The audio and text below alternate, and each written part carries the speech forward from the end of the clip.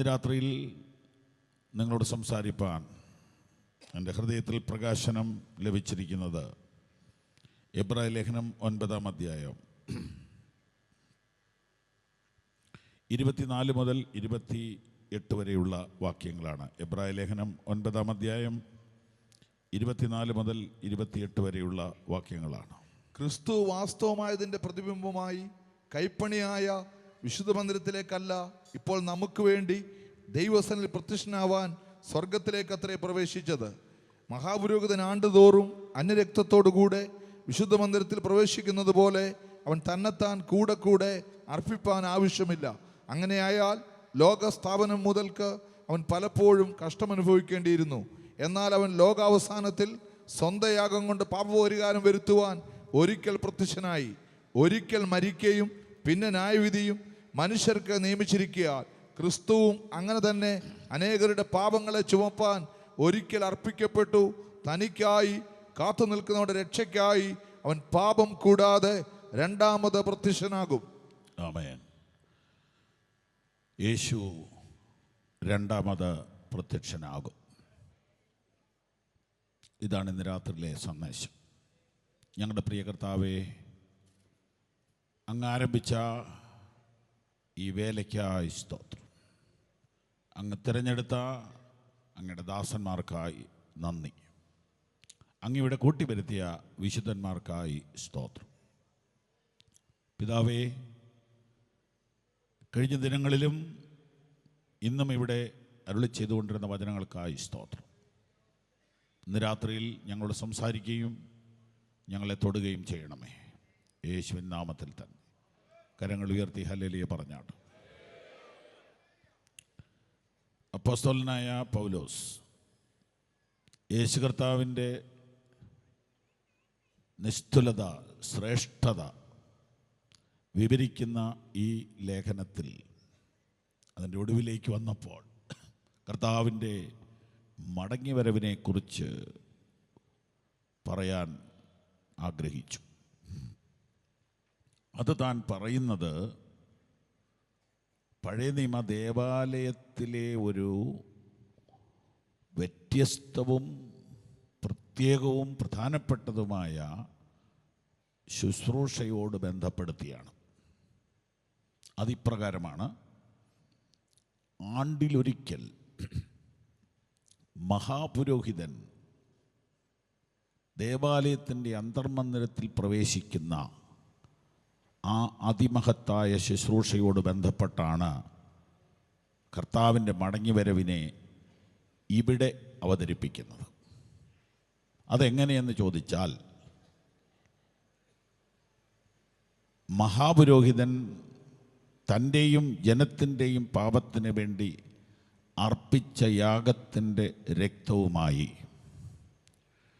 പ്രാകാരം അഥവാ മുറ്റം അവിടെ നിന്ന് ഒന്നാമത്തെ തിരശ്ശീല മാറ്റി വിശുദ്ധ സ്ഥലത്തുകൂടെ രണ്ടാമത്തെ തിരശ്ശീലയ്ക്കപ്പുറത്തേക്ക് പോകുന്ന ആ രംഗം,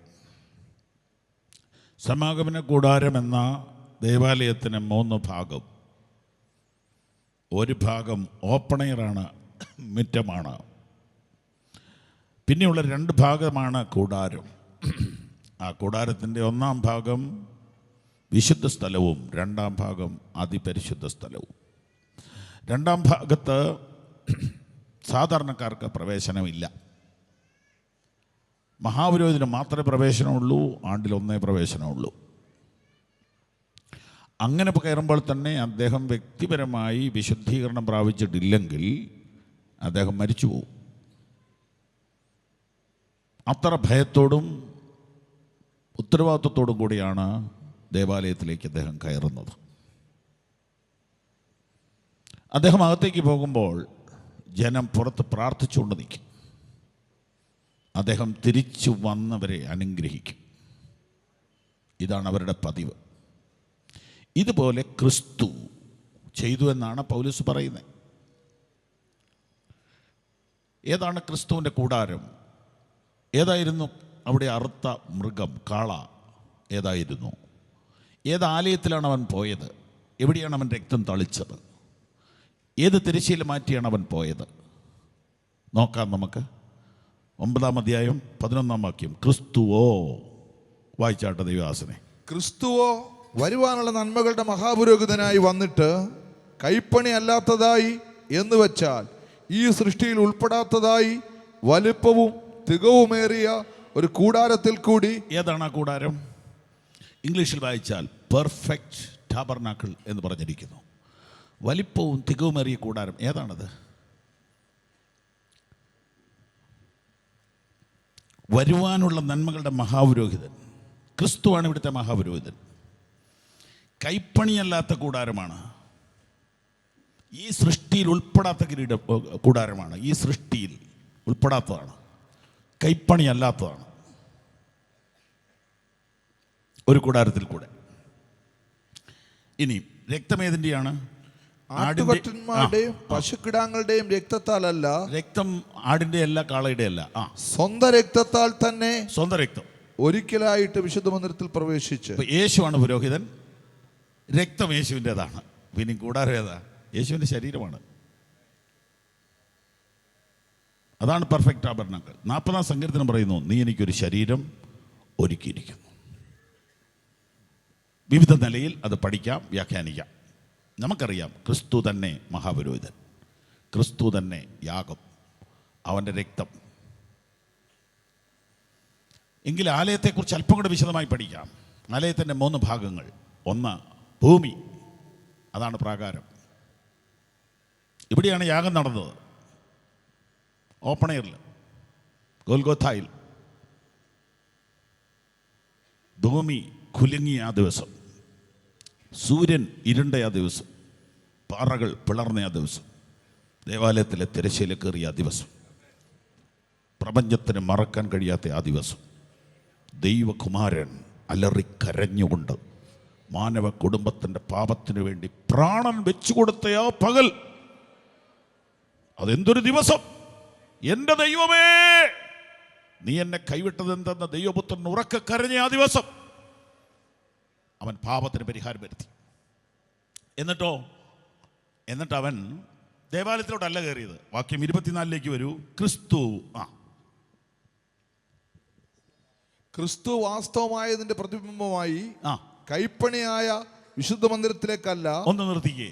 വാസ്തവമായത് ഒരിടത്തിരിക്കുന്നു, അതിന്റെ പ്രതിബിംബം വേറൊരിടത്തിരിക്കുന്നു. വാസ്തവമായത് കൈപ്പണിയല്ല, പ്രതിബിംബം കൈപ്പണിയാണ്. ഏതാ കൈപ്പണി? ശലോമോന ദേവാലയം, സമാഗമന കൂടാരം, ഇതൊക്കെ കൈപ്പണിയാ. പക്ഷെ അത് ഒറിജിനൽ അല്ല. ഒറിജിനലിന്റെ നോക്കി പണിതായത്. വാസ്തവമായതിന്റെ പ്രതിബിംബം. വാസ്തവമായത് സ്വർഗത്തിലാ. സ്വർഗത്തിൽ നിനക്ക് കാണിച്ച മാതൃക പ്രകാരം ഉണ്ടാക്കണം. അപ്പൊ ആലയം അവിടെയാ. അപ്പൊ ഭൂമിയിൽ വന്ന് യാഗം നടത്തിയിട്ട് ആ ബ്ലഡുമായിട്ട് യേശു പോയത് ഇവിടുത്തെ ഒരു ആലയത്തിന്റെ അന്തർമന്ദിരത്തിലോട്ടല്ല, ഒറിജിനൽ ദേവാലയത്തിലോട്ട്. അതുകൊണ്ട് ആ രക്തത്താലുള്ള മോചനം ഫൈനലാ, അപ്പീലില്ല. സുവിശേഷം പോലെ ഗ്യാരണ്ടി ആയ ഒരു മെസ്സേജ് ലോകത്തിലില്ല. മരണം വരെ പ്രസംഗിക്കാവുന്ന ഒരു സന്ദേശം, മരണ വീട്ടിലും കല്യാണ വീട്ടിലും പറയാവുന്ന ഒരു സന്ദേശം, ലോക്കൽ കൺവെൻഷനും ജനറൽ കൺവെൻഷനും ഞങ്ങൾക്കൊരു മെസ്സേജേ ഉള്ളൂ: ക്രൂശിക്കപ്പെട്ട ക്രിസ്തു. ഞങ്ങളോ ക്രൂശിക്കപ്പെട്ട ക്രിസ്തുവിനെ പ്രസംഗിക്കുന്നു. അതിനകത്തെല്ലാം ഉണ്ട്, അതിനകത്തേ ഉള്ളൂ എന്തെങ്കിലും. ഹല്ലേലൂയ.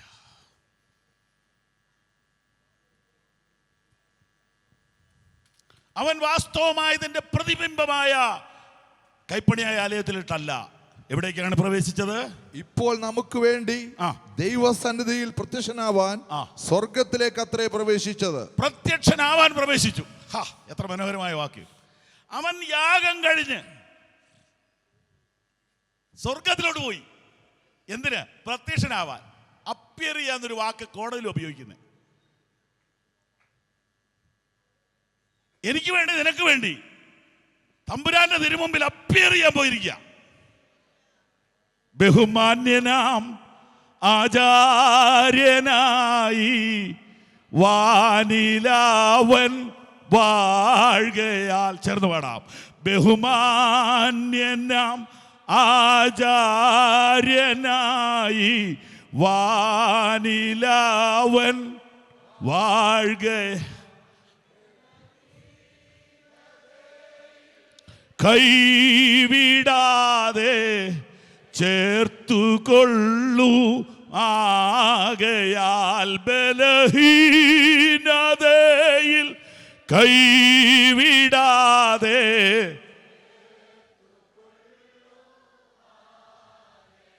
ആമേൻ.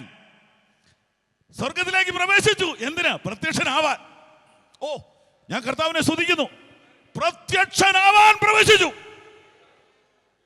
എന്നിട്ടോ ഇപ്പോൾ റൈറ്റ് നൗ പ്രത്യക്ഷനായിക്കൊണ്ടിരിക്കുക. എന്തിനു വേണ്ടി?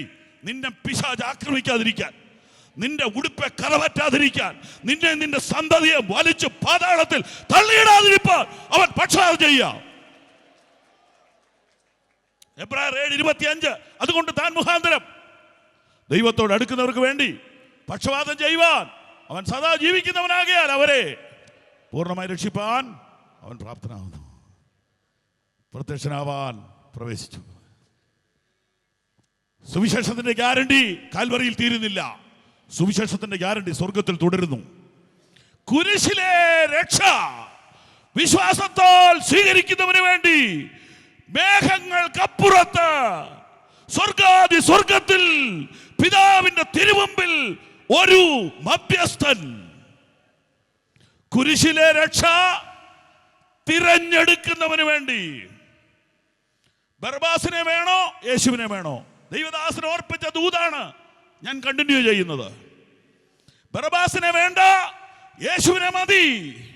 മരണം വേണ്ട, ജീവനെ മതി എന്ന് പറഞ്ഞ് തെരഞ്ഞെടുക്കുന്ന നിനക്ക് വേണ്ടി നീ കാണാത്ത ഒരു സ്ഥലത്ത് ഒരു പക്ഷപാതം നടക്കുക. 24 മണിക്കൂറും നിന്നെ കാക്കുവാൻ, നിന്റെ തലയിലെ രോമം പോലും സംരക്ഷിക്കുവാൻ ഒരു പക്ഷപാതം നടക്കുന്നു.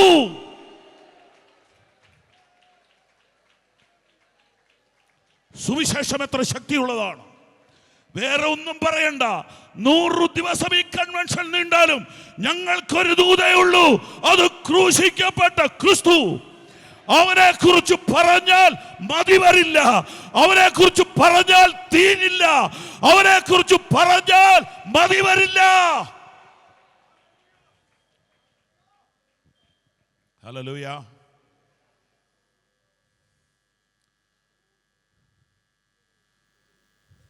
ക്രിസ്തു യേശു മരിച്ചവൻ, മരിച്ചിട്ട് വരുത്തവൻ തന്നെ. അവൻ ദൈവത്തിൻ്റെ വലതുഭാഗത്തിരിക്കുകയും നമുക്ക് വേണ്ടി പക്ഷപാതം കഴിക്കുകയും ചെയ്യും. Hallelujah, hallelujah. യോശുവ എന്ന ദൈവദാസന്റെ വസ്ത്രം മുഷിഞ്ഞു എന്ന കംപ്ലൈന്റുമായിട്ട് സാത്താൻ ദൈവസ്ഥനിൽ ചെല്ലുന്നു. ഉടനെ ദൈവം തമ്പുരാൻ അത് മുഷിഞ്ഞതൊന്നും അല്ല എന്നല്ല പറഞ്ഞത്. മുഷിഞ്ഞത് തന്നെയാണ്. പക്ഷെ ദൈവം സാത്താനോട് പറഞ്ഞു, സാത്താനെ, അവൻ്റെ ഇപ്പോഴത്തെ കാര്യം നിനക്കറിയത്തുള്ളൂ. പ്രസന്റ് സിറ്റുവേഷനാണ് ഈ പറയുന്നത്. അവൻ്റെ പാസ്റ്റ് എനിക്കറിയാം. അവൻ തീയിൽ നിന്ന് വലിച്ചെടുക്കപ്പെട്ടവനാണ്. അവൻ വലിഞ്ഞു കയറി വന്നതല്ല, അവനെ വലിച്ചെടുത്തതാ. അവനെ ആര് തള്ളിക്കൊണ്ടെന്ന് വിട്ടതല്ല, ഞാൻ നേരിട്ട് വലിച്ചെടുത്തതാ. അതുകൊണ്ട് അവനെ ഉടുപ്പിടിക്കാൻ ഞാൻ ഉടുപ്പ് ഇവിടെ കരുതിയിട്ടുണ്ട്. അവനെ ഉത്സവവസ്ത്രം ധരിപ്പിക്കാനാണ് പറഞ്ഞത്. എന്നെ നിന്നെയും തള്ളിക്കളയാൻ പിശാച് പലവട്ടം പദ്ധതി ഒരുക്കിയെങ്കിലും നിന്നെ നിർത്തിയത് ഈ പക്ഷവാത ശുശ്രൂഷയാണ്, ഈ മധ്യസ്ഥ ശുശ്രൂഷയാണ്. ഇന്ന് രാത്രിയിൽ നിന്റെ പേര് പറഞ്ഞ്, എൻ്റെ പേര് പറഞ്ഞ് പിതാവിൻ്റെ സന്നിധിയിൽ പക്ഷവാതം ചെയ്യുന്ന യേശുവിനെ ഓർത്ത് കരങ്ങൾ ഉയർത്തിയൊരു ഹല്ലേലൂയ പറഞ്ഞാട്ട്. ആമേൻ, ആമേൻ. സ്വർഗത്തിലേക്ക് അത്രേ പ്രവേശിച്ചത്.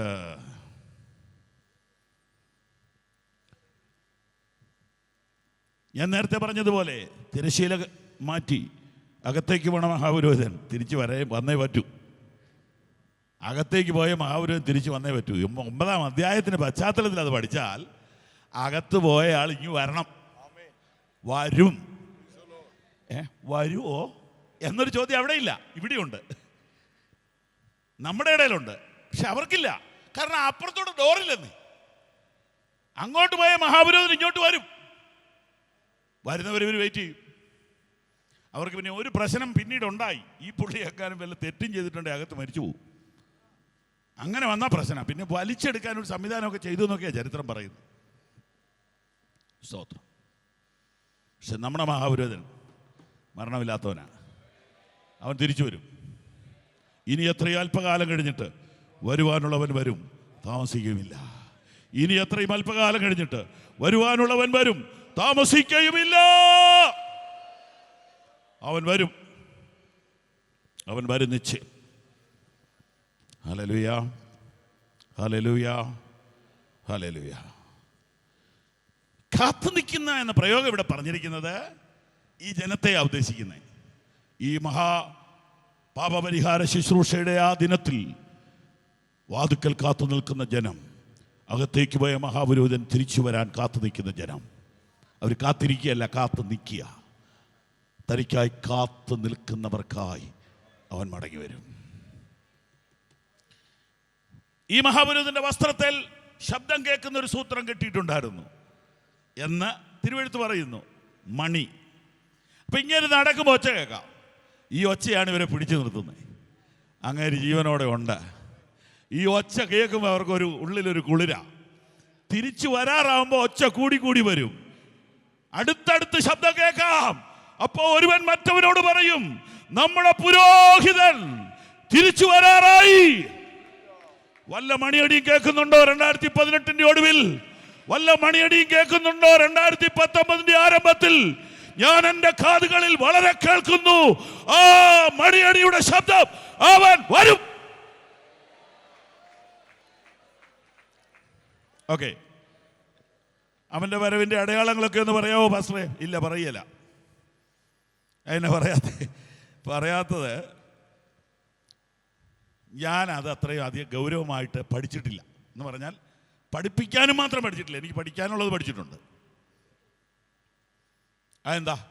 എൻ്റെ വ്യക്തിപരമായി എനിക്ക് അതിനേക്കാൾ പ്രധാനം കർത്താവ് പറഞ്ഞ വാക്കാണ്. ഉദാഹരണത്തിന്, ഞാനിന്നിവിടെ മീറ്റിങ്ങിന് വരുമെന്ന് പറഞ്ഞാൽ തെളിവ് എന്നാന്ന് ആരും ചോദിക്കുകയില്ല. കാരണം എന്നെ വിശ്വാസ അത്രയെങ്കിലും ഈശോ വിശ്വസിക്കാൻ മേലെ. പിന്നെ ഇതിന് തെളിവ് അന്വേഷിക്കുന്നത്? Praise the Lord. ഇപ്പൊ വരുവോ ഇല്ലയോ എന്നുള്ളതല്ല ഇപ്പൊ ഇവിടുത്തെ പ്രശ്നം. വരുന്നത് ആർക്ക് വേണ്ടിയാന്നുള്ളത് അവിടുത്തെ പ്രശ്നം. വരുവോ ഇല്ലയോ എന്ന പ്രശ്നമുള്ളവർ അത് പഠിക്കട്ടെ. വരുവോ ഇല്ലയോ എന്ന പ്രശ്നമുള്ള ആരൊക്കെ ഇന്നിവിടെ വന്നിട്ടുണ്ട്? കൈയൊന്നും പൊക്കണ്ട. നമ്മൾ അറിയാതിരുന്ന് വെറുതെ കൈ പൊക്കിക്കളയും. വരുവോ ഇല്ലയോ എന്ന് പ്രശ്നമുള്ളവരുണ്ടോ എന്ന് ചോദിച്ചാൽ ഈ ആദ്യത്തെ കേൾക്കാതിരിക്കുക. നമ്മളെല്ലാം പോസിറ്റീവാണല്ലോ, അതുകൊണ്ട് അങ്ങ് പൊക്കിക്കളയരുത്. വരുവോ ഇല്ലയോ എന്ന് പ്രശ്നമുള്ള ആരും ഇവിടെ വന്നിട്ടില്ല. എപ്പോ വരുമെന്നുള്ളൊരു പ്രശ്നം നമുക്കുണ്ട്. ആർക്ക് വേണ്ടി വരുമെന്നൊരു പ്രശ്നം നമുക്കുണ്ട്. വരുവോ ഇല്ല എന്നുള്ള പ്രശ്നം നമുക്കില്ല. ഉണ്ടോ? ഇല്ല, വരും. കാരണം എന്താ? കർത്താവ് എന്തിനാ നുണ പറയുന്നത്? ഈ നുണ എന്ന് പറയുന്ന സാധനം കഴിവില്ലായ്മയിൽ നിന്ന് വരുന്നതാ, അല്ലേ? കഴിവില്ലായ്മ, ധൈര്യമില്ലായ്മ, ഇതിൽ നിന്നാണ് നുണ വരുന്നത്. അല്ലെ? എന്തിനാ നുണ പറയുന്നത്? നേര് പറയാലോ. യേശു എന്തിനിങ്ങനെ ഒരു കാര്യം പറയണം? അവൻ വരും. വരില്ലെങ്കിൽ പറയില്ല, പറഞ്ഞ വരും. നിറവേറ്റാൻ പറ്റാത്തൊന്നും അവൻ പറഞ്ഞിട്ടില്ല, അവൻ പറഞ്ഞതെല്ലാം നിറവേറ്റും. അങ്ങനെയാണെങ്കിൽ അവൻ വരും. വരുമോ ഇല്ല എന്നുള്ളത് നമുക്ക് പ്രശ്നമല്ല. ആർക്ക് വേണ്ടി വരും? ഇതാണ് നമ്മുടെ പ്രശ്നം. ഉത്തരവെടി എഴുതിയിരിക്കുക, കാത്തു നിൽക്കുന്നവർക്ക് വേണ്ടി. ഹല്ലേലൂയ. കാത്തു നിൽക്കുന്നവർക്ക് വേണ്ടി യേശു മടങ്ങി വരാറായി. ലോകമേ, കേരളമേ, ഭാരതമേ, കേട്ടുകൊള്ളുക, അവൻ വരും. അവൻ വരും. പൗലോസ് ശ്ലീഹ അതിനെക്കുറിച്ച് എഴുതിയ ലേഖനത്തിൽ ഇങ്ങനെ പറയുന്നു, ഇനി എത്രയും അല്പകാലം കഴിഞ്ഞിട്ട് വരുവാനുള്ളവൻ വരും. എന്താ പൗലോസേ അങ്ങനെ പറഞ്ഞേ? വരുവാനുള്ളവൻ എന്ന് പറഞ്ഞാൽ എന്താ? വരുവാനുള്ളവൻ ഒരാളെ ഉള്ളൂ. വരുമെന്ന് ഒരാളെ പറഞ്ഞിട്ടുള്ളൂ. അതുകൊണ്ട് അവൻ വരും. വരുവാനുള്ളവൻ യേശു മാത്രം. അവൻ മടങ്ങി വരും, അവൻ മടങ്ങി വരും, അവൻ മടങ്ങി വരും. കേരളമേ ഇത് കേൾക്കുക, ഭാരതമേ ഇത് കേൾക്കുക, ലോകമേ ഇത് കേൾക്കുക, അവൻ മടങ്ങി വരും. എന്താണ് തെളിവ്? അവന്റെ വാക്കുകളാണ് അതിന്റെ തെളിവ്. അവൻ പറഞ്ഞതുകൊണ്ട് ഞങ്ങൾ വിശ്വസിക്കുന്നു. അതിന് ന്യായങ്ങളൊന്നും ഞങ്ങൾ നോക്കുന്നില്ല, സാധ്യതകളൊന്നും അവന് വേണ്ട. അരിമത്യ യോസേഫിന്റെ കല്ലറയിൽ സാധ്യത എത്ര % ഉണ്ട്? അരിമത്യ ജോസഫിന്റെ കല്ലറയുടെ മുകളിൽ കല്ലുരുട്ടി വെച്ച് സീലും കൂടെ വെച്ചു, സാധ്യത എത്ര %? 0. പക്ഷെ അവൻ ഉയർത്തെഴുന്നേറ്റു. സാധ്യതയില്ല. ഇന്ന് രാത്രി ദൂതരണം ഇടയ്ക്ക് പറയുന്നു, സാധ്യതയില്ലാത്തൊരു പ്രശ്നത്തിന്റെ മുമ്പിൽ, സാധ്യതയില്ലാത്തൊരു വിഷയത്തിന്റെ മുമ്പിൽ നീ ആയിരിക്കുന്നെങ്കിൽ ഓർത്തുകൊള്ളുക, ഒരത്ഭുതം നിനക്ക് വേണ്ടി അവിടെ ചെയ്യും ദൈവം.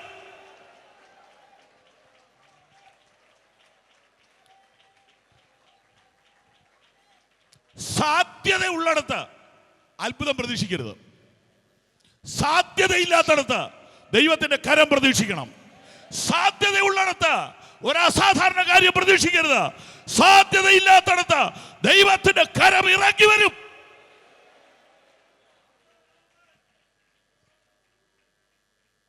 ആമേൻ. യേശുവിന്റെ ഒന്നാമത്തെ വരവാണോ രണ്ടാമത്തെ വരവാണോ ഡിഫിക്കൽട്ട്? ഒന്നാമത്തെ വരവാ. കാരണം കന്യക ഗർഭിണിയാകുക എന്ന് പറഞ്ഞ നിയമവിരുദ്ധമാണ്. അത് വിശ്വസിക്കാൻ ബുദ്ധിമുട്ടാ. അത് സംഭവിച്ചു. അവന് മടങ്ങി വരുവിന് എന്നാ ബുദ്ധിമുട്ട്? ഒരു ബുദ്ധിമുട്ടുമില്ല. കാരണം അവൻ പോയത് പെട്ടിക്കകത്തല്ല, അവൻ പോയത് മഞ്ചത്തലല്ല, അവൻ പോയത് കാറലല്ല, അവൻ പോയത് ആകാശ മേഘങ്ങളിലാ. എങ്കിൽ മേഘത്തിൽ അവൻ വരും. നിന്റെ തലയ്ക്ക് മുകളിൽ മേഘം ഉണ്ടെങ്കിൽ നീ ഓർത്തോണം, എന്റെ മണവാളൻ പോയത് ഇതിനെ കൂടിയാ, അവൻ വരും.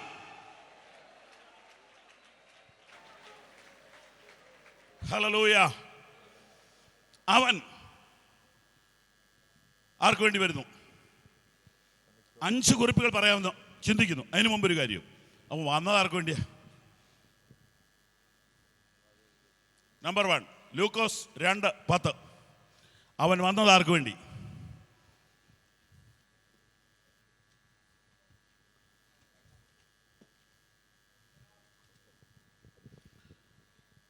ഹല്ലേലൂയ. വാക്യം വായിക്കുന്ന സമയത്ത് ഒരു കാര്യം പറയാം. പരിശുദ്ധാത്മാഭിഷേകത്തെക്കുറിച്ച് എല്ലാ സഭകളിലും എല്ലാ ദൈവദാസന്മാരുടെ ഇടയിലും ഒരു ഭാരവും ആവശ്യബോധവും വന്നു തുടങ്ങി.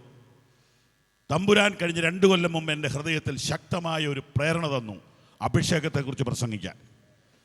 ഞാനൊരു 8 രാജ്യങ്ങളിലെങ്കിലും ഈ വിഷയം ഇപ്പോൾ പ്രസംഗിച്ചു കഴിഞ്ഞു. 1-ലധികം ദിവസം യോഗമുള്ള എല്ലായിടത്തും ഇതാ പ്രസംഗിക്കുന്നത്. ഇവിടെ നമുക്കത് ഏതെങ്കിലും ഒരു ഭാഗം പറയാൻ സമയമില്ലാത്തത് കൊണ്ട് സുവിശേഷം പറയുക. തന്നെയല്ല, സുവിശേഷ യോഗമാണല്ലോ ഇത്. കേൾക്കുക.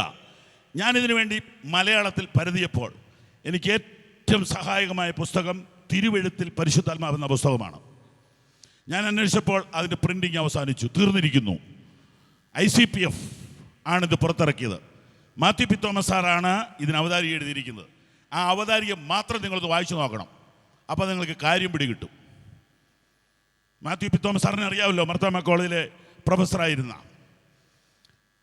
ഇവിടുത്തെ സൺഡേ സ്കൂൾ പുസ്തകശാലയിൽ ഈ സാധനം നിങ്ങൾക്ക് കിട്ടും.